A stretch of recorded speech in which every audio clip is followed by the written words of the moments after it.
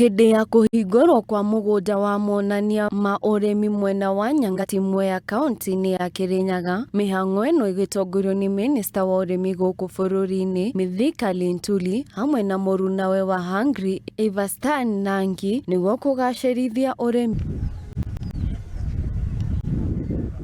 Gana na Linturi, mugunda uyu guteithiriria arimi na njira nene hari uthuthuria wa mbegu cia gikiro kia iguru cia kuhanda, uthurimi wa tiri na guthomithia arimi njira cia kiriu cia urimi. Allow me to thank the government of Hungary for setting up this demo farm in Kirinyaga County.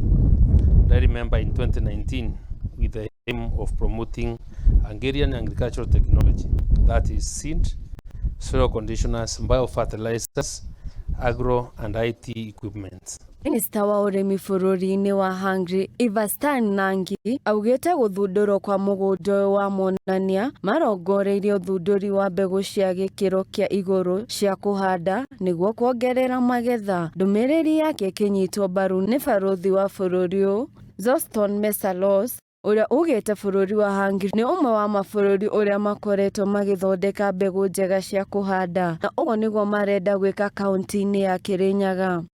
It is to have the skills to produce high quality, safe and healthy food ourselves. How to depend as little as possible on large food producing countries and multinational trading companies. Hungary is one of the largest producers of quality seeds in the world.